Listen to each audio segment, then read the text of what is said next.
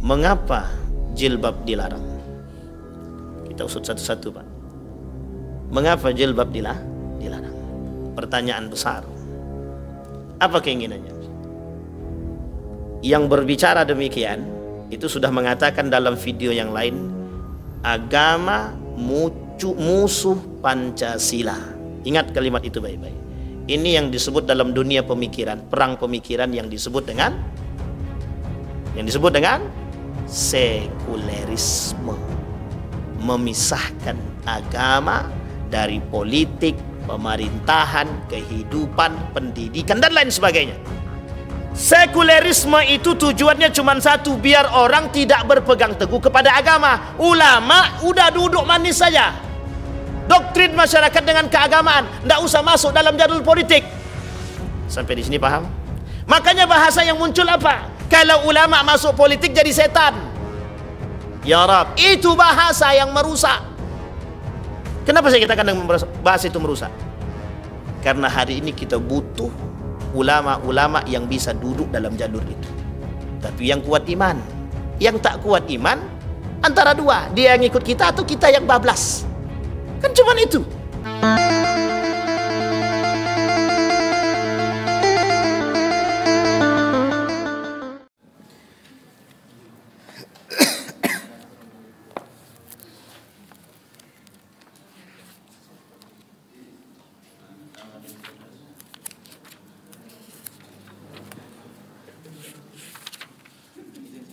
Fadhal. Bang, gara-gara ini ya. Ini merek Israel nih ya, HP ini. Mana lagi?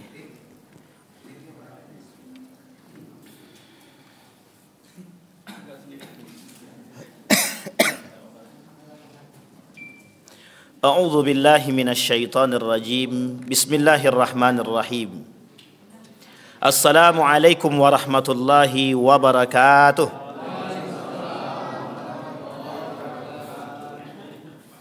Alhamdulillahi rabbil alamin. Alhamdulillahilladzi arsala rasulahu bil huda wa dinil haq liyudhhirahu 'alad dini kullih wa kafa billahi syahida. Asyhadu an la ilaha illallah wahdahu la syarika lah wa asyhadu anna Muhammadan 'abduhu wa rasuluhu la nabiyya ba'd. Allahumma salli wa sallim wa barik ala hadzal nabiyil karim. Allahumma salli ala Muhammad wa ala ali Muhammad fil alamin innaka Hamidum Majid. Ya ayuhan nasu taqu rabbakum alladhi khalaqakum min nafsin wahidah wa khalaqa minha zawjaha wa batha minhuma rijalan katsiran wa nisaa'a wattaqullaha alladhi tasaaluna bihi wal arham innallaha kana 'alaikum raqiba. Puji syukur kehadirat Allah dengan selalu mengucapkan alhamdulillahi rabbil alamin, bersalawat kepada Nabi dengan mengucapkan Allahumma salli ala Muhammad wa ala ali Muhammad fil alamin innaka Hamidum Majid.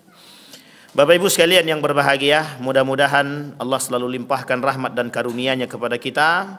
Allah limpahkan keberkahan, Allah jadikan kita orang-orang yang istiqamah, keluarga yang sakinah, mawaddah warahmah, anak-anak yang saleh dan salehah yang selalu dalam ketaatan kepada Allah. Amin ya rabbal alamin. Yang paling berat adalah ketika kita harus istiqamah. Karena melakukan kebaikan itu mudah, istiqamah kebaikan ini yang paling sulit. Mudah-mudahan Allah tanamkan keistiqamahan. Amin ya rabbal alamin.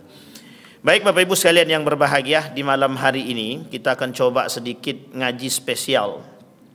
Kajian kita hari ini adalah teologi permisif murji'ah namanya, atau ada kelompok yang disebut dengan murji'ah.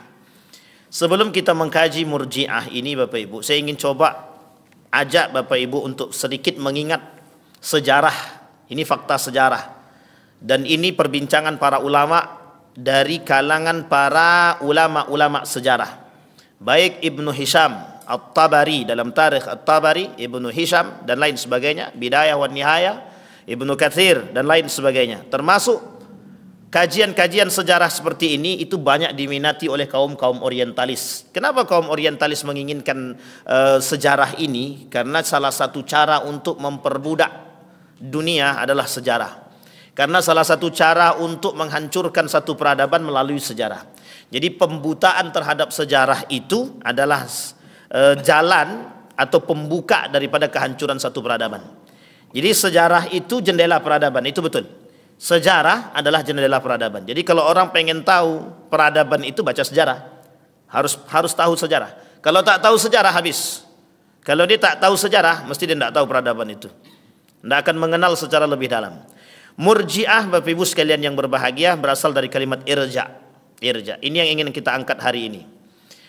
Murji'ah itu adalah satu kelompok menyimpang pada masa Ali bin Abi Thalib. Jadi Bapak Ibu, kenapa saya tertarik mengkaji Murji'ah itu malam ini? Karena beberapa hari yang lalu saya mendapatkan, kalau bahasa lainnya, wejangan dari guru saya. Kata guru saya begini, hati-hati, yang bermunculan hari ini adalah teologi permisif Murji'ah. Saya artikan dulu permisif itu apa.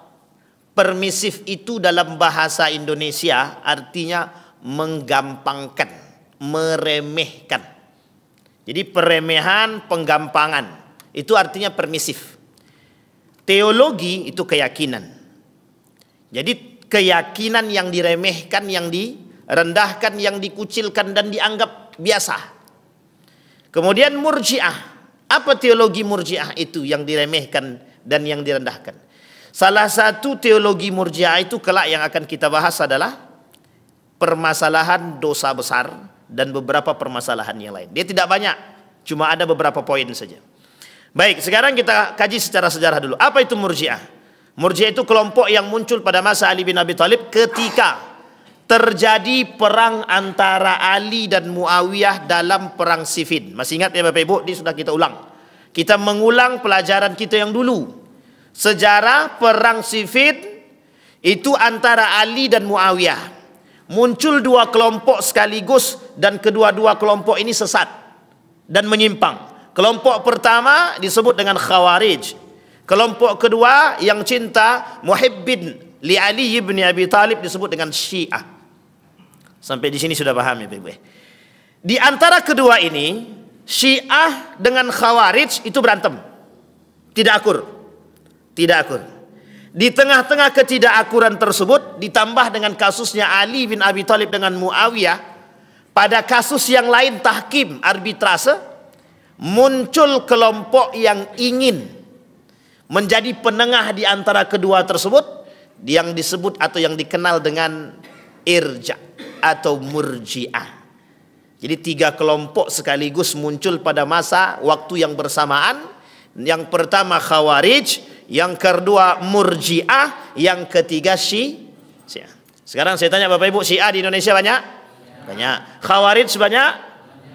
Di masjid ini itu kajiannya neo Khawarij sudah, Syiah reinkarnasi atau neo Syiah sudah. Hari ini kita bahas neo Murji'ah. Ketiga-tiganya dalam waktu yang bersamaan. Dan Bapak Ibu sekalian yang berbahagia, ketiga-tiga ini itu punya model terstruktur dan tersistem.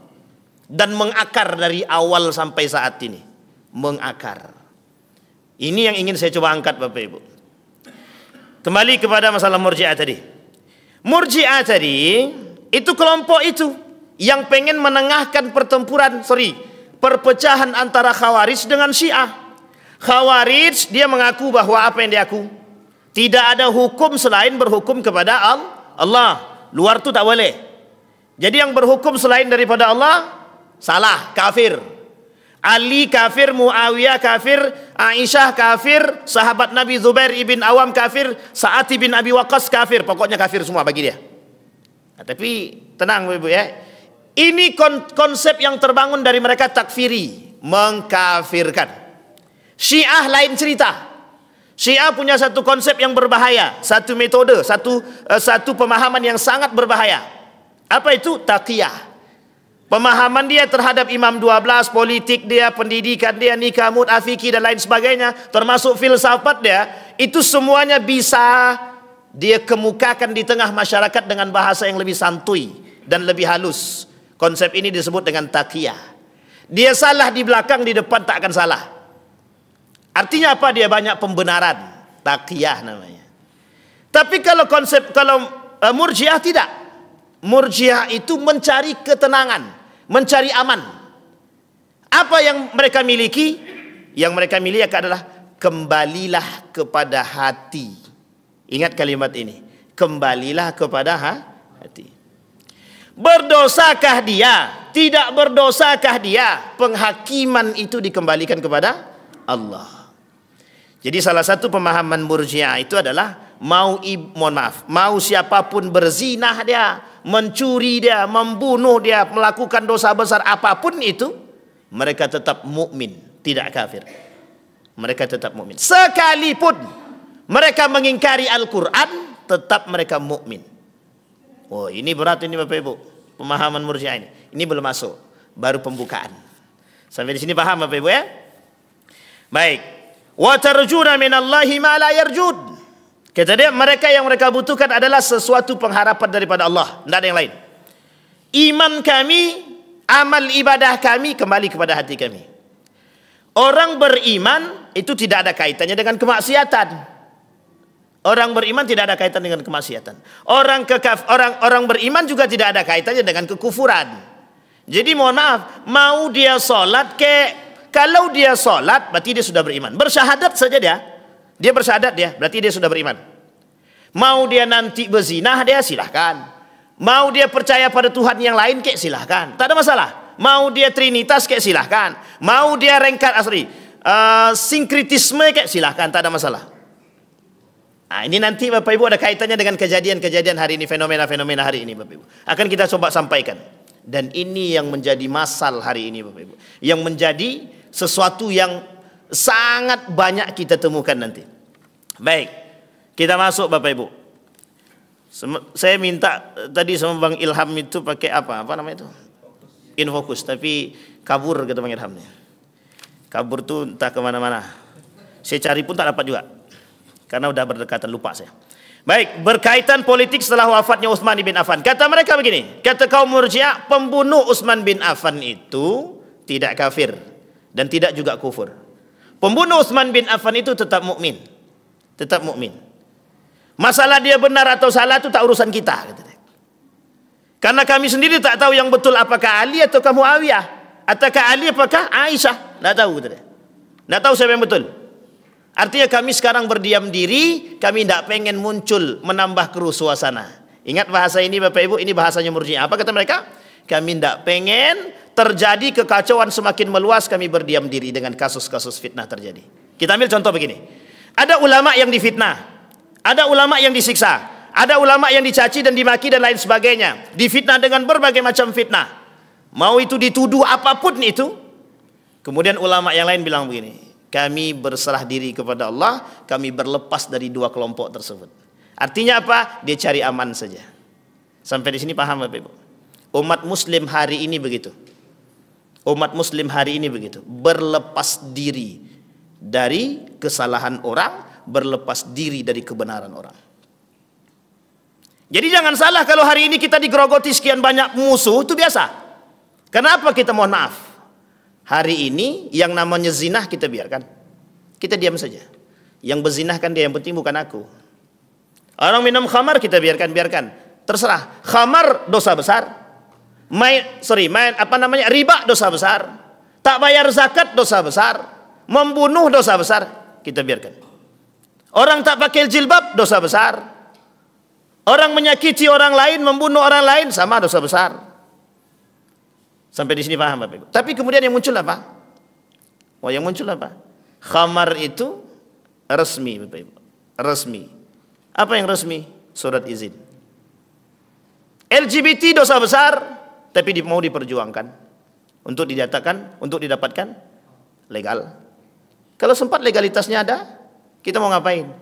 Nggak bangsa ngapa-ngapain. Penyediaan alat kontrasepsi sudah dilegalkan. Bayangkan. Artinya apa? Mau dibuat.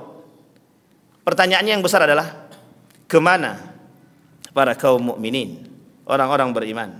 Berdiam diri kah? Atau kita mohon maaf membiarkan? Yang memunculkan itu siapa? Mereka tahu, mereka beriman, mereka Islam, mereka mukmin. Pertanyaannya adalah, tidakkah mereka tahu aturan syariat Islam? Tahu. Artinya apa? Mereka hari ini mencoba membiasakan diri dengan perbuatan dosa besar.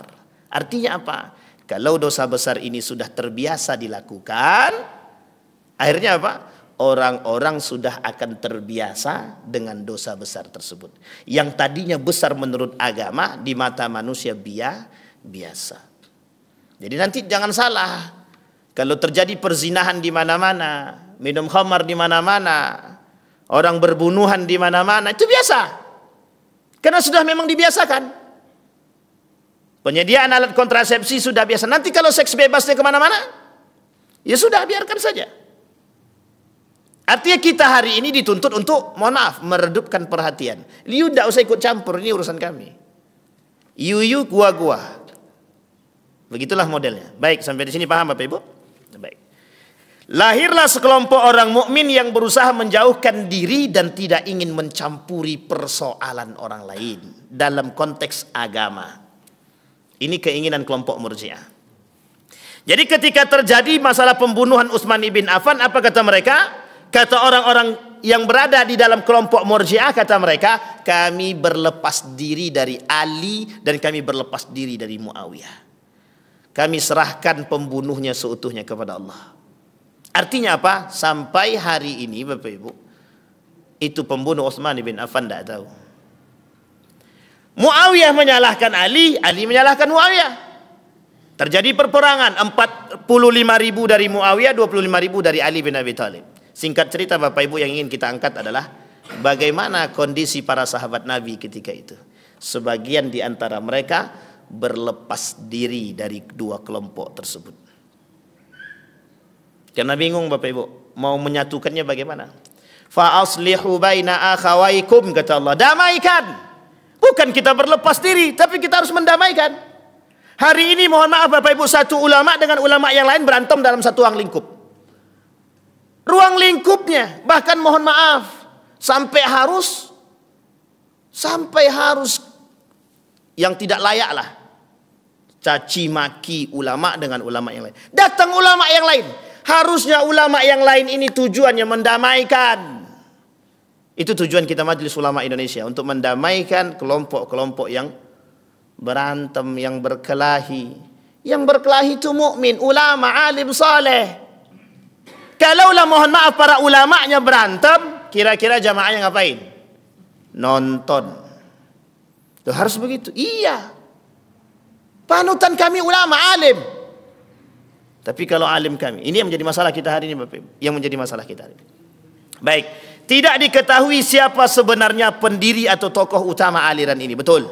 Tokoh utamanya sampai hari ini tidak diketahui. Tetapi sebagian para ulama mengatakan ada yang terlibat dalam hal-hal demikian. Beberapa di antara mereka adalah sahabat-sahabat Nabi juga. Tetapi di sini Bapak Ibu sekalian yang berbahagia, salah satu di antara kelompok-kelompok Murji'ah itu, dan dia Murji'ah banyak baginya. Ada secara garis besar terbagi dua. Satu Murji'ah yang disebut dengan sunnah, yang kedua disebut dengan Murji'ah yang memang layak dipanggil Murji'ah.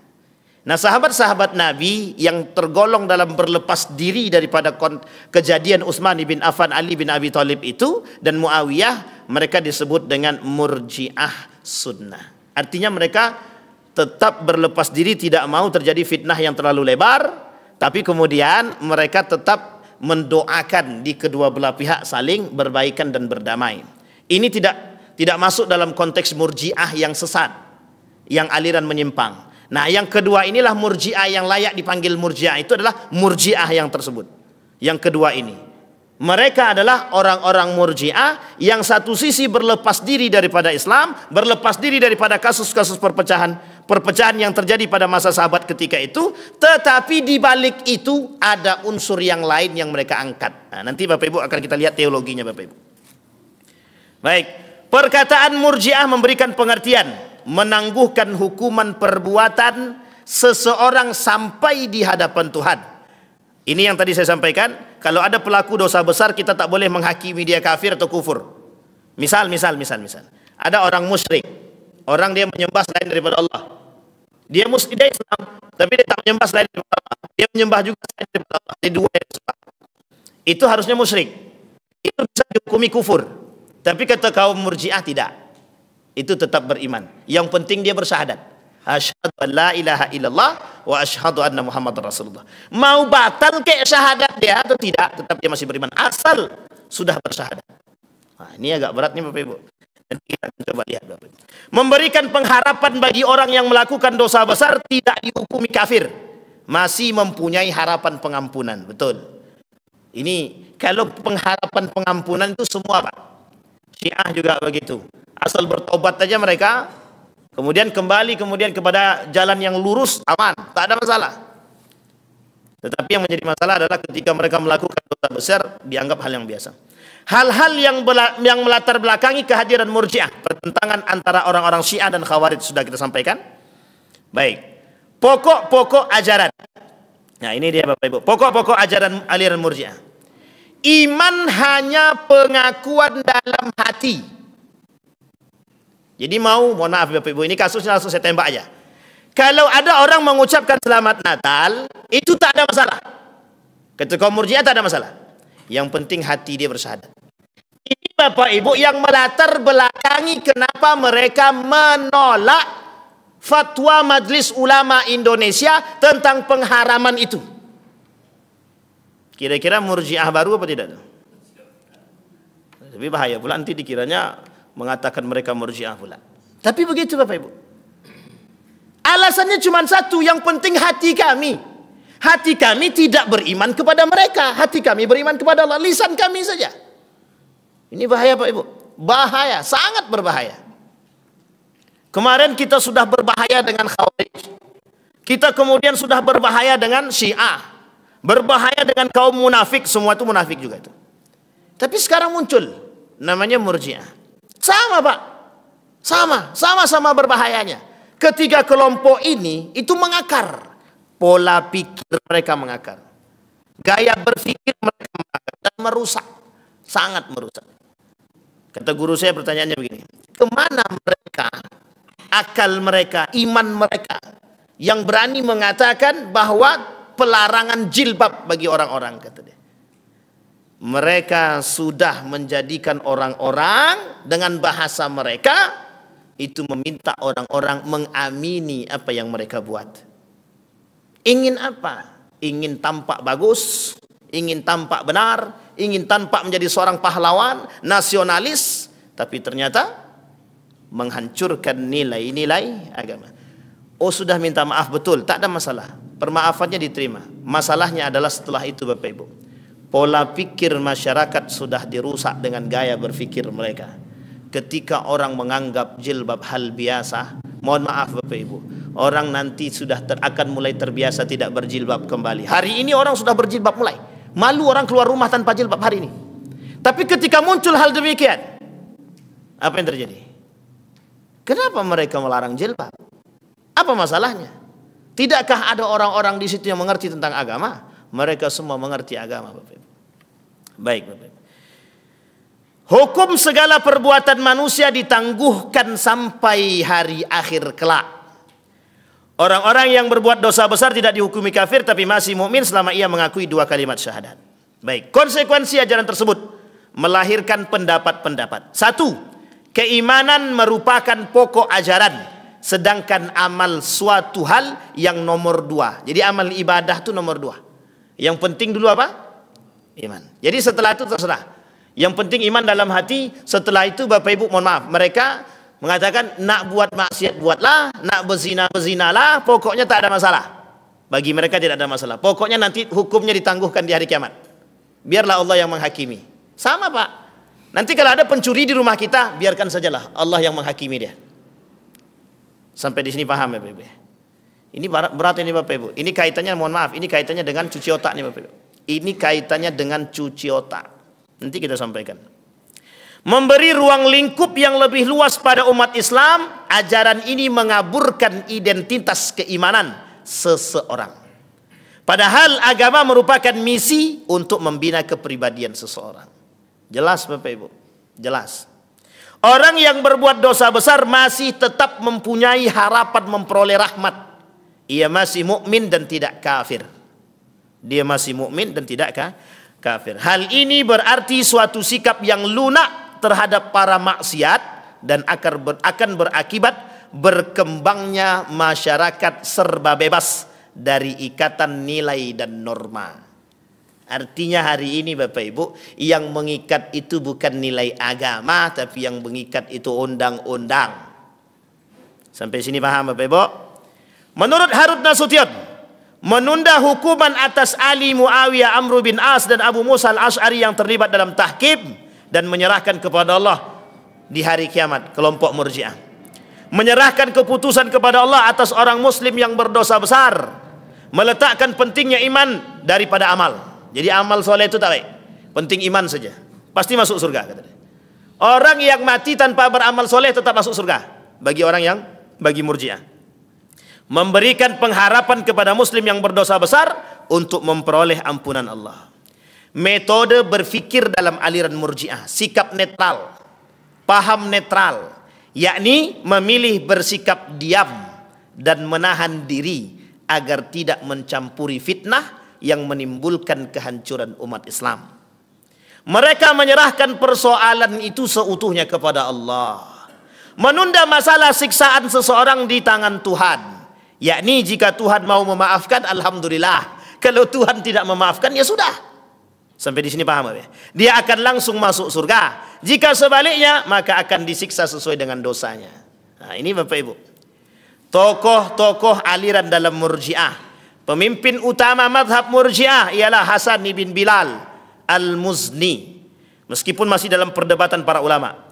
Abu Salat As-Samman dan Dirar ibn Umar.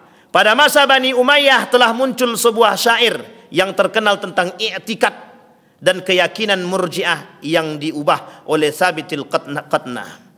Dari segi politik, Murji'ah sangat menguntungkan pada masa kekhalifahan Bani Umayyah. Dogma mereka dapat mencegah pemberontakan terhadap pemerintah. Saya ulangi Bapak Ibu, ini penting. Murji'ah sangat menguntungkan pada khalifah semasa Bani Umayyah. Karena masa Bani Umayyah itu mulai bermunculan Bapak Ibu, orang-orang yang cinta kekuasaan, cinta jabatan, nepotisme baru muncul. Kita urai. Saya tak katakan itu peletakan batu pertama ya Bapak Ibu ya, tapi kita urai. Di mana letaknya nepotisme itu? Ketika sistem yang tadinya, mohon maaf, Nabi, kemudian Khulafaur Rasyidin masih ada musyawarah. Masa Muawiyah hilang musyawarah, musyawarah itu lenyap, sistem khilafah lenyap, muncul sistem apa? Dinasti kekerajaan. Kira-kira kalau sistemnya dinasti itu kira-kira turun-temurun atau ganti? Turun-temurun. Akhirnya siapa yang melakukan demikian? Muawiyah. Yang kemudian mohon maaf, mereka mengingkari janji yang harusnya ketika Hasan meninggal, kemudian masa jabatan Muawiyah selesai, harus dikembalikan kepada Dewan Syura atau dalam konteks musyawarah. Tapi kemudian apa yang dilakukan oleh Muawiyah bin Abi Sufyan? Dia angkat anaknya Yazid bin Muawiyah untuk jadi pemimpin. Dinasti ini itu bermula melakukan sistem kerajaan. Sampai di sini paham Bapak Ibu? Baik. Kenapa kok menguntungkan? Ya sangat menguntungkan. Kaum Murji'ah ketika itu, mohon maaf, mereka masuk ke dalam kelompok-kelompok tersebut, pemerintahan. Hari ini begitu Bapak Ibu. Hari ini begitu. Orang-orang yang mohon maaf acuh dengan agama, tapi mereka mencari keuntungan dari agama. Mereka jual agama sebagai mohon maaf tameng diri mereka. Ketika mereka masuk ke dalam aturan pemerintahan, bisakah gigi mereka berbicara? Tak. Pertanyaannya adalah, bisakah mereka mengharamkan khamar? Bisakah mereka mengharamkan riba? Bisakah mereka mengharamkan nikah beda agama? Bisakah mereka mengharamkan child free? Bisakah mereka mengharamkan pelarangan jilbab? Bisakah mereka mengharamkan perzinahan? Bisakah mereka mengatakan orang-orang yang tidak membayar zakat bisa keluar iman, batal syahadat? Tidak bisa Pak. Tidak bisa. Bisakah mereka mengatakan suap itu haram? Tidak bisa. Sulit Pak. Sulit. Karena apa? Pemahaman kaum Murji'ah cuma satu. Orang yang melakukan dosa besar itu ditangguhkan di hari kiamat kepada Allah. Jadi apa? Mau selaras antara iman dengan perbuatan atau tidak, itu tak urusan. Mau yang penting aku sholat, yang penting aku iman, yang penting aku syahadat. Mau nanti mereka umat muslim mau ada yang berzinah dia, mencuri dia, mau suap dia, mau korupsi dia, silahkan, tak ada masalah. Sampai di sini paham Bapak Ibu. Makanya mohon maaf Bapak Ibu, hari ini permasalahan suap dan korupsi, ada yang berani mengatakan haram dari mereka yang sudah tergabung? Tidak ada. Kenapa? Pelaku. Karena nanti kalaupun salah kami kan tinggal taubat. Artinya wujud dari peremehan daripada sebuah syariat Islam. Ini yang berat Bapak Ibu. Beratnya itu di situ. Akhirnya apa? Mohon maaf. Masyarakat tercuci otaknya dengan begitu. Kata Ustadz itu begitu, tidak ada masalah. Yang penting kan iman itu kepada hati kami masing-masing. Hari ini begitu Pak. Hari ini begitu.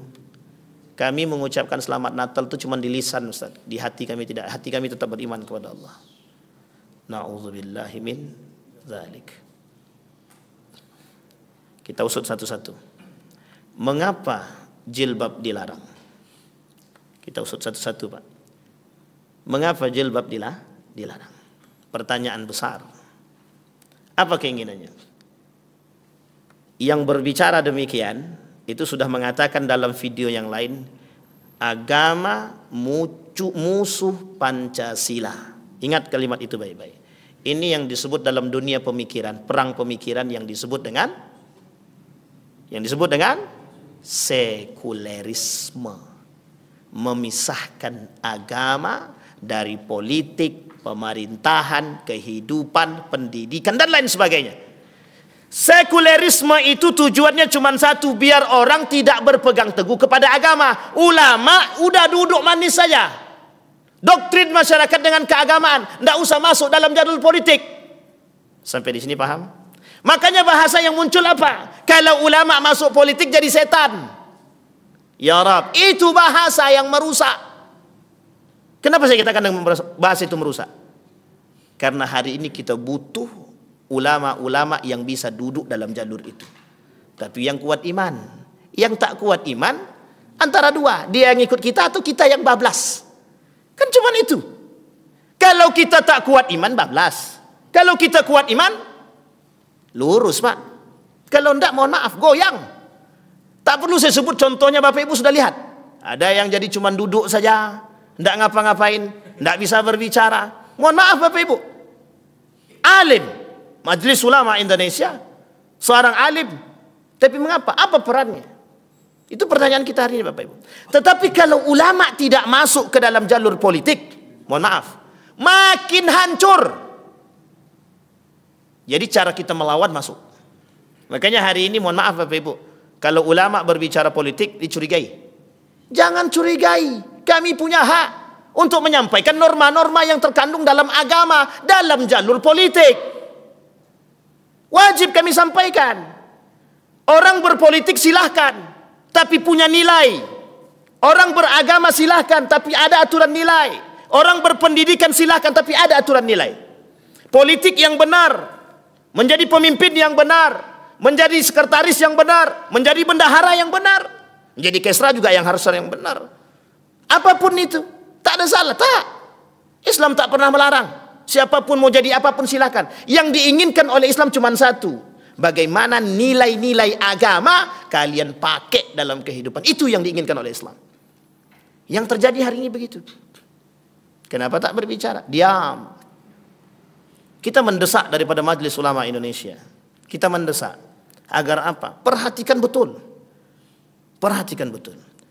Kemarin kebetulan Majelis Ulama Indonesia Pusat berkomentar tentang hal demikian. Kalau mereka tetap disuruh untuk lepas jilbab, pulang. Kan begitu. Itu artinya apa? Mohon maaf Bapak Ibu. Itu komitmen yang tertampung dalam seorang muslim. Itu wajib berkomitmen kepada Allah. Wajib. Apa komitmen kita? Kita ni Bapak Ibu mukallaf. Dibebani dengan syariat. Kita ni Islam. Mau kita bersyahadat berarti kita masuk ke dalam Islam. Kalau sudah kita bersyahadat, sudah masuk dalam Islam, mau tidak mau aturan itu terbebani kepada kita, kecuali tak punya akal. Kalau kita tak mau terbebani, jangan masuk Islam, keluar. Kan tak mungkin pula kita suruh dia keluar. Sampai di sini paham Bapak Ibu? Begitu Bapak Ibu. Aturan mainnya begitu. Kita masuk ke dalam, mohon maaf, kita jadi PNS saja, kita harus siap dengan aturan. Apalagi masuk agama. Lu kita kok tak siap dengan aturan agama tuh gimana? Agama kata jilbab ini syariat. Agama kata bermain dengan riba itu haram. Tapi mohon maaf, kita tak mau bermain. Kita tak mau tahu. Riba jalan terus. Tidak pakai jilbab, celana pendek. Sampai di sini paham Bapak Ibu? Baik. Perpecahan dan perbedaan pendapat. Murji'ah yang moderat antara lain Hasan ibn Muhammad ibn Ali ibn Abi Talib. Antara lain berpendapat walau bagaimanapun besar dosanya, kemungkinan pengampunan Tuhan masih ada betul. Sekalipun orang-orang itu melakukan dosa besar Bapak Ibu, tetap kalau dia bertobat kepada Allah, mesti Allah ampunkan. Ini yang disebut dengan murji'ah sunnah tadi. Dan yang ekstrim antara lain adalah berpendapat sekalipun orang menyatakan dirinya musyrik, maka ia tidak dihukumi kafir. Nah, ini yang paling berbahaya. Yang paling berbahaya begitu. Ada orang yang mengingkari sunnah Nabi. Ada orang yang mengingkari syariat Islam. Pertanyaannya adalah apa hukumnya bagi mereka yang mengingkari? Harusnya kufur. Harusnya kufur. Orang yang mengingkari ayat Al-Quran hukumnya apa? Kufur. Kita pernah katakan di masjid ini Bapak Ibu, cerita di dalam Al-Quran itu benar apa salah? Kalau begitu kan aman semua, pasti jawabannya benar. Tapi kira-kira kalau jawabannya cerita di dalam Al-Quran itu bukan masalah benar atau salahnya, yang penting bagaimana mengambil hikmahnya. Betul apa salah? Ragu balik kan? Cerita di dalam Al-Quran bukan permasalahan betul atau salahnya, tapi bagaimana cara kita memetik hikmahnya. Betul apa salah? Salah Pak. Kalau begitu mesti ragu orang. Tapi kalau kita katakan benar atau salah cerita dalam Al-Quran, mesti jawabannya semuanya betul. Bahasa yang dipakai oleh mereka adalah yang nomor dua. Bukan permasalahan benar cerita di dalam Al-Quran, tapi bagaimana cara kita mengambil hikmah di dalam Al-Quran. Itu bahasa sesat.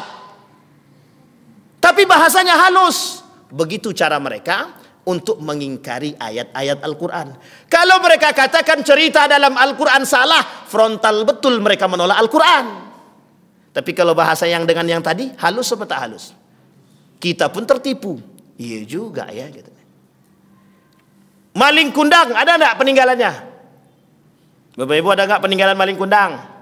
Tangkuban perahu, ada tak peninggalannya?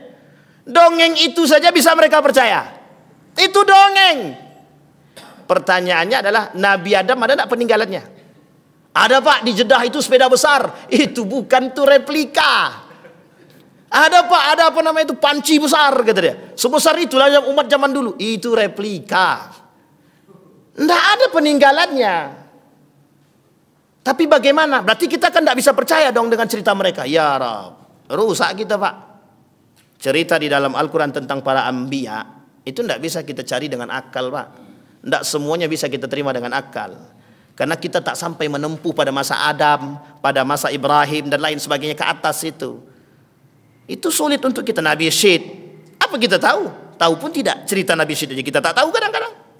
Dan saya yakin tidak semua kita tahu tentang cerita Nabi Syed. Artinya apa Bapak Ibu sekalian yang berbahagia? Cara mereka merusak pola pikir kita begitu Bapak Ibu. Hari ini kita dibuat begitu. Dibuat linglung. Maka muncul kelompok ketika itu yang disebut dengan syakkak namanya. Syakkak. Artinya apa? Kelompok yang ragu-ragu dengan nilai agama. Nah, coba bayangkan. Yang diinginkan oleh mereka itu. Kelompok Yahudi pengennya kita ini ragu dengan agama Islam. Kelompok Nasrani, mohon maaf, yang misionaris pengennya kita itu ragu dengan agama Islam. Balik ke agama dia. Kurang juga Pak. Tapi pertanyaannya adalah masih juga kita berantem juga lagi. Ulamanya berantem, sudah masyarakatnya dalam keadaan genting. Ulamanya masih bisa berantem dia sama dia. Na'udzubillahi min dzalik ya Rab. Terakhir Bapak Ibu. Terakhir poin, PowerPoint-nya maksud saya. Yang lainnya belum selesai, ini baru PowerPoint-nya. Maka Bapak Ibu, kata Syarastani membagi kelompok Murji'ah itu kepada 4. Yang pertama ada yang disebut dengan Murji'ah Khawarij. Yang kedua Murji'ah Qadariyah. Yang ketiga Murji'ah Jabariyah. Yang kemudian yang keempat Murji'ah Sunni gitu. Artinya yang sunnah tadi. Tiga di atasnya Bapak Ibu dianggap sesat oleh para ulama, dianggap menyimpang. Yang terakhir yang sunni itu tidak dianggap menyimpang. Khawarij kita tahu Bapak Ibu bagaimana yang diambil dari Khawarij itu bukan apanya, bukan cara ibadahnya, tapi yang diambil dari Khawarij gaya berfikirnya. Artinya apa? Kafir. Saking ekstrimnya begitu. Saking ekstrimnya begitu. Khawarij itu ada satu kelompok lagi selain daripada tiga yang Murji'ah, kemudian Khawarij dan Syiah, satu kelompok lagi namanya Mu'tazilah. Kalau ada waktu lain waktu kita coba kaji juga. Karena Mu'tazilah itu juga lebih tidak juga sama-sama berbahaya juga daripada Murji'ah. Jadi 4 golongan itu Bapak Ibu, 4 kelompok tersebut memang harus kita wanti-wanti. Yang hari ini nampak cuman Syiah dan Khawarij atau bahasa lainnya Neo Khawarij. Neo Khawarij itu orang-orang yang suka mentakfirkan orang lain. Dan itu mohon maaf Bapak Ibu biayanya besar, dananya besar. Syiah juga sama, dananya besar. Mereka punya dana. Masalahnya Murji'ah yang tak punya dana. Murji'ah ini nggak punya dana, maka salah satu caranya adalah cari dana. Bagaimana cara cari dananya? Gabung. Kaburkan agama, kaburkan nilai-nilai agama. Dari situ baru dapat duit. Sampai di sini paham Bapak Ibu? Baik. Dipilihlah ketika kampanye cari ustadz. Mana ustadznya?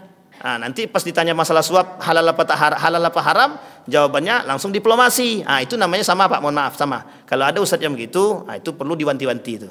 Tolong disampaikan sama beliau, nasihati. Artinya iya Bapak Ibu.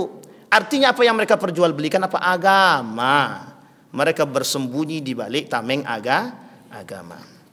Sampai di sini paham Bapak Ibu? Nah, sekarang kita kuliti Bapak Ibu. Yang pertama Bapak Ibu permasalahan jilbab yang lagi hangat. Apa tujuan mereka melarang jilbab? Tujuannya satu Bapak Ibu, ingin melihat bagaimana respon orang-orang yang muslim. Itu yang pertama. Yang harus Bapak Ibu ingat adalah itu permainan. Untuk apa? Untuk melihat respon. Kalau banyak responnya berarti masih dianggap perlu perjuangan. Kalau tak banyak responnya berarti jalannya agak mulus sedikit. Sampai di sini paham Bapak Ibu? Yang kedua tujuannya adalah membuat orang-orang beriman ragu dengan keislaman. Sekarang Bapak Ibu saya tanya, lebih pilih undang-undang atau pilih agama? Kalau pertanyaannya seperti ini Bapak Ibu, itu dituduh membenturkan antara agama dengan undang-undang. Betul apa salah? Sekarang begini Bapak Ibu, yang harus kita tinggikan itu, mohon maaf, ketika undang-undang bertentangan dengan nilai agama, kita ikut yang mana? Kita ikut yang mana? Saya tanya Bapak Ibu harus jawab, harus berani jawab. Ketika undang-undang bertentangan dengan nilai agama, kira-kira kita ikut yang mana? Kita harus ikut agama. Agama tak mungkin bertentangan dengan akal. Agama itu pengennya ke perdamaian, kesejahteraan. Itu agama, tidak mungkin meleset Tuhan itu. Yang meleset itu akal manusia. Kalau bertentangan hukum adat dengan agama, yang diambil hukum agama. Kalau hukum adat yang kita ambil, kita sedang meremehkan agama. Kalau hukum undang-undang lebih tinggi daripada hukum agama, mohon maaf, kira-kira salahkah atau tak salahkah? Kalau hukum undang-undang melegalkan, mohon maaf, nikah beda agama, kira-kira agama melarang apa? Kalau kita ikut hukum undang-undang, mohon maaf, kita salah Pak. Dalam agama kita, itu hukum nikah beda agama sudah haram. Tapi jangan kemudian bermunculan orang-orang yang mengatakan hukum nikah beda agama itu masih debatable, perdebatan para ulama. Pertanyaan kita adalah, orang yang mohon maaf ketika disampaikan permasalahan perdebatan jadi ragu apa tidak? Nabung di bank konvensional itu tidak haram tuh dong. Bunga bank itu biasa, kira-kira ragu enggak? Muncul ulama yang mengatakan bunga bank itu tidak haram. Majelis Ulama Indonesia fatwanya jelas mengatakan haram. Tapi muncul orang-orang, mohon maaf, yang ingin melegalkan riba. Coba bayangkan Pak, pengaruh tulisan. Ketika dipajang di mana itu? Daerah mana? Hang Tuah itu. Apa namanya itu? Riba, tapi ya kemudian ada gambar api menyala, ada ancaman Allah dengan ayat Al-Quran begitu kan? Itu saja udah banyak yang takut Pak. Banyak yang takut. Apa kata mereka? Apa kata beliau? Ada salah seorang pemuka itu tanya sama bank konvensional itu, wah banyak orang yang narik uangnya dari bank Pak katanya. Takut mereka katanya. Itu cuma gambar saja itu. Kayaknya gambar lebih berdampak daripada ceramah gitu. Jadi besok lain kali yang tidak bayar zakat, rumah habis, hangus, bangkrut begitu. Oke, kira-kira orang kayaknya bayar zakat semua itu. Nah, hari ini kan begitu. Kenapa umat muslim lemah? Katanya bahasanya, kenapa umat muslim lemah hari ini? Karena ekonominya lemah. Kenapa ekonominya lemah? Karena orang tak beriman, kata dia. Pertanyaannya adalah, siapa yang membuat kita tak beriman? Diri kita sendiri. Apa penyebabnya? Hubud dunia, cinta dunia, kata dia. Maka kata Zainuddin MZ itu penyakit umat muslim sekarang itu satu, kuman. Dia ada 3, kudis, kurap, kutil. Terakhir kuman, kata dia, penyebabnya, kata dia. Kudis itu kurang disiplin, kurap itu kurang rapi, kutil itu kurang teliti. Penyebab ketiga itu cuma satu, kata dia, kuman, kurang iman, kata dia. Memang betul kalau gitu. Orang udah cinta dunia susah, orang udah cinta jabatan susah. Apapun bisa mereka legalkan. Yashtaruna bi ayati samanan qalila. Ini yang kemudian kita ulang-ulang terus kalimat ini. Yashtaruna bi ayati samanan qalila. Mereka jadikan agama itu untuk ajang cari duit, ajang cari keuntungan. Tidak ada, Pak. Murji'ah itu mengajarkan kepada kita dari paham teologinya kita sudah paham. Membuat orang dengan dosa besar itu tidak takut, itu saja. Hari ini orang nggak takut dosa besar, Pak. Mau berzina gimana pun orang nggak takut. Mau membunuh orang nggak takut orang hari ini. Bayangkan, buktikan saking tidak takutnya mereka, mohon maaf, saking tidak takutnya mereka dengan azab Allah, mereka larang pakai jilbab. Itu takut apa tidak? Nggak takut dia dengan Allah. Kalau dengan Allah saja dia tak takut, apalagi tapi dengan penguasa takut. Jelas, daripada dicopot. Coba bayangkan. Dia takut dengan penguasa. Karena penguasa memberikan jabatan. Allah tak kasih apa-apa. Padahal dia tak tahu. Kalau bukan karena Allah pun tak dapat. Itu yang masalah kita hari ini, Pak. Orang berzina, biarkan. Prostitusi online. Bapak Ibu mohon maaf saya sampaikan. Internet permasalahan video porno. Itu sudah dikaburkan. Sudah diblokir. Itu yang diblokir itu yang tidak ditonton. Yang ditonton, cobalah. Mereka blokir tapi mereka kasih kunci untuk buka. Itu kata guru. Ini kawan saya, Pak. Mohon maaf. Ada salah satu mahasiswa UGM itu yang mengambil jurusan teknik itu, teknik informatika kalau saya tak salah itu. Beliau sampaikan. Memang diblokir, kata dia. Tapi yang tidak diblokir dibagi kunci, kata dia. Atau diblokir tapi dikasih kunci. Artinya apa? Bisa buka itu. Artinya masih bisa diakses. Coba bayangkan, Bapak Ibu. Prostitusi doli ditutup. Di semua tempat ditutup. Yang dibuka apa? Online. Masa tidak bisa menutup itu?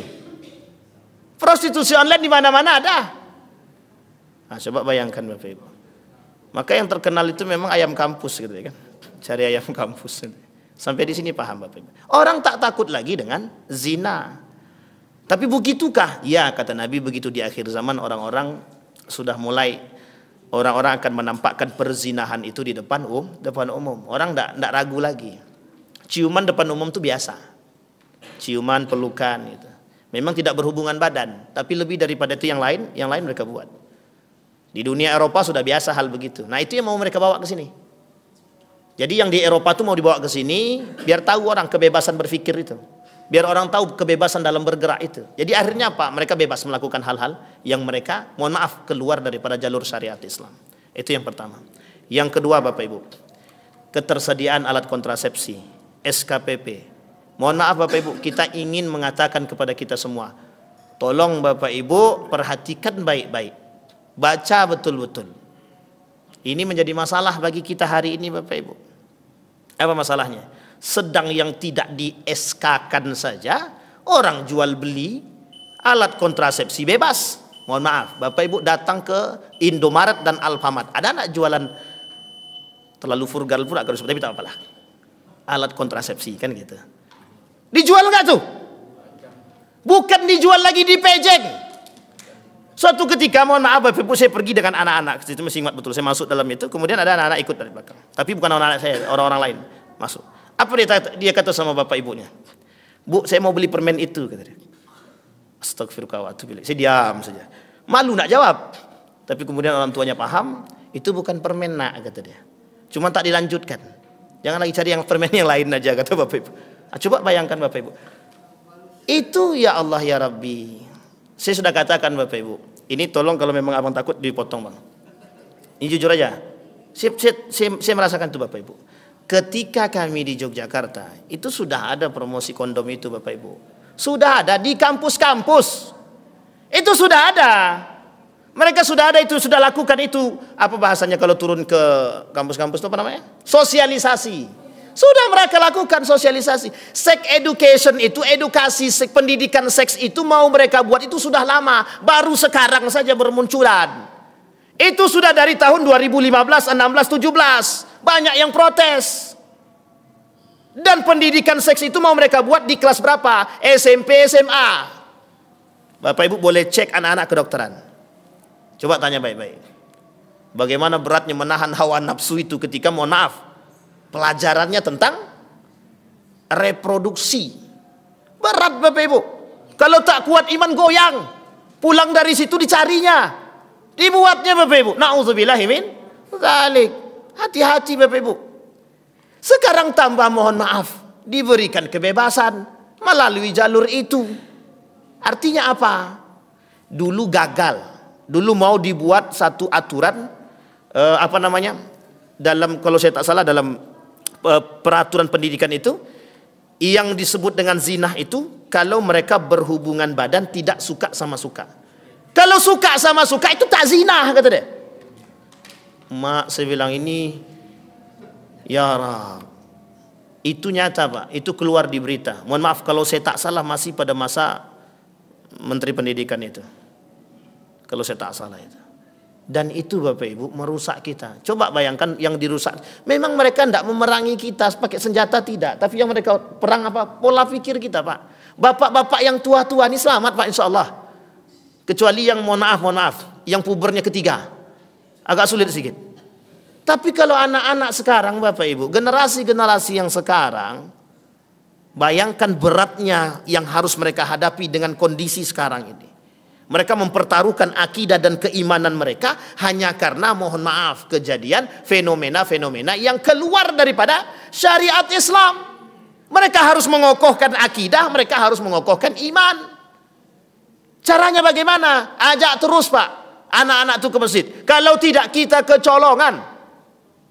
Ajak terus, ajarkan terus mereka agama. Kasih mereka aturan yang bisa mohon maaf mengikat. Agar apa? Agar mereka tak terjerumus Pak dalam pergaulan yang salah. Kata guru saya, dengan bermunculannya hal demikian, kata dia, artinya itu merusak moral dan membebaskan seks. Dalam bahasa lain akan bermunculan seks bebas. Yang sekarang saja tidak bebas, kita sulit memantau Pak. Saya pernah keluar subuh di bulan Ramadan tuh Pak, mau kajian kalau saya tak salah di Masjid Nurul Yakin itu. Keluar dari rumah habis makan sahur kan mau ke masjid tuh. Itu laki-laki perempuan boncengan, saya yakin belum nikah itu. Itu boncengan mohon maaf, itu seperti apa itu? Seperti yang sudah menikah. Ya Allah ya Rabbi, nak ditegur takut, tak ditegur takut juga. Akhirnya kita tegur Pak. Kita tegur. Tegur dengan baik-baik. Ketika sudah dekat dengan masjid baru kita tegur. Saya bilang tak selayaknya kalian begitu. Baik-baik sajalah. Jawabannya awalnya mengeras. Apa kata dia? Ini kan urusan kami Pak, kata dia. Anak muda berbicara dengan yang lebih tua begitu. Ini kan urusan kami, kata dia. Bukan urusan bapak. Memang lembut sih, tapi sebenarnya gemetar juga badan dibuatnya. Paham maksud saya Bapak Ibu ya? Artinya begitu Bapak Ibu. Saya berharap kepada kita semua Bapak Ibu memperhatikan hal demikian. Murji'ah itu meremehkan dosa besar, menangguhkan para pelakunya kepada Allah. Mohon maaf Bapak Ibu, secara tersirat, secara makna mungkin dianggap orang benar, tapi itu salah Bapak Ibu. Salah. Dosa besar itu bisa dihakimi kafir ataupun kufur pelakunya. Orang yang melakukan dosa besar, kata Imam Al-Baihaqi, bisa terjerumus dalam kekufuran, terutama permasalahan syirik, terutama masalah menduakan Tuhan, terutama masalah dengan orang-orang yang mohon maaf tidak mengakui keberadaan Allah.